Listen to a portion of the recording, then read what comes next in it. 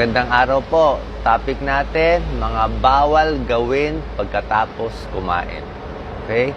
Ni-research ko kung ano yung tunay at ano ang hindi tunay. At ito yung nakita kong 6 na bagay na bawal gawin o iwasan tapos kumain. Number 1, pag bagong kain, huwag hihiga o matutulog agad. Diba? Obvious naman yon. Kasi pag bago tayong kain, busog na busog tayo, tapos hihiga ka, yung pagkain nasa tiyan pa natin, aakyat yan. Aakyat yan, pupunta sa esophagus, may halong asido, mangangasiman yan, aabot hanggang lalamunan. Tawag po natin dyan, acid reflux eh. Kaya nga, mas maganda pagkakain, nakatayo lang muna tayo o nakaupo. Okay? Number 2, bawal din ang sobrang exercise tapos kumain. Okay, nililinaw ko bagong kain yung sobrang takbo o magje-gym, maganda maghintay muna tayo ng 30 minutes. 30 minutes to 1 hour pagkatapos kumain para matunaw muna yung kinakain bago mag-exercise. Nililinaw ko po, pwede, ulitin ko pwede maglakad-lakad tapos kumain. Actually, ina-advise ko yan.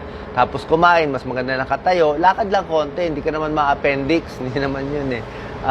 Lakad-lakad kasi maganda dito, matutulungan mo yung digestion mo, mas gagalaw yung bituka, at mas bababa ang blood sugar mo. Yung mga diabetic, maganda pagkakain, konting lakad lang, di ba? Minsan nasa mall, kakain tayo, maganda lakad-lakad. Para at least mas mapapabilis ang pagtunaw at hindi tayo mag-acid reflux. Ang ayaw lang natin yung sobrang exercise, yun lang ang bawal. Pero lakad okay. Isa pa pala, hindi rin maganda yung paghiga, matutulog agad ha. Kasi kung matutulog kayo agad, busog na busog yung tiyan, baka bangungutin kayo, indigestion.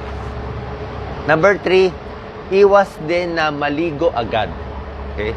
So, tiningnan natin, kung healthy po kayo, bata pa, malakas, sige, pwede kayo maligo, walang kaso. Pero kung may edad na kayo, tapos may sakit, mahina katawan, pag busog na busog, wag agad maliligo. Una-una, nakakapagod maligo, nakakahapo.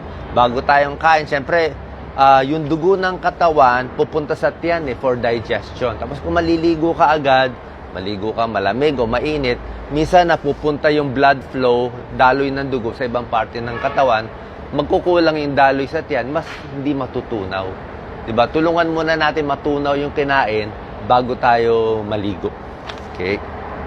Number 4, bawal manigarilyo tapos kumain. Bawal naman manigarilyo kahit hindi pa kumakain.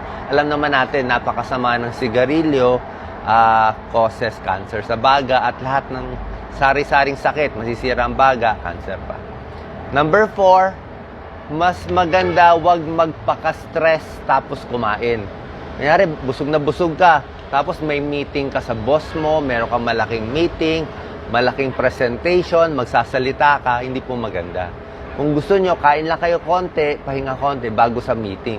Kasi pag very stress yung utak natin, mataas yung adrenaline, maglalabas ng acido yung tiyan natin More acid, tapos punong-puno, sasakit tiyan mo, maiimpatyo ka. Okay? So, bawal ma-stress masyado, bawal. Tapos kumain, pwede naman mag-meeting after 30 minutes.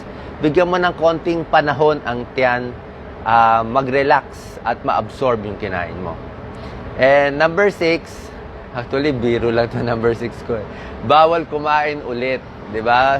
Isa sa atin sa gabi, kumain na tayo, busog ka na, tapos may magdadala ng pizza, magdadala pagkain, kakain ka na naman. So, doble kain, baka kayo lalong tumaba. Yan ang problema. Busog na, kumain na, kakain na naman, di ba? Ano na yan katakawan na. So, konting diet sa mga nagda-diet. Ano naman po ang pwede gawin? Maganda, naka-relax tayo tapos kumain. Okay? Relax para makafocus. Sabi ko, pwede maglakad-lakad ng bahagya para at least matulungan yung digestion. Gagalaw din konti yung bituka. At maganda, luluwagan din yung sinturon or yung pants, yung pantalon nyo. So, pag luluwagan nyo, mas hindi tataas yung pressure sa tiyan. Okay? So, yan po. Sana po nakatulong itong tips natin kung ano yung tunay at hindi tunay sa mga bawal at pwede gawin pagkatapos kumain. God bless po.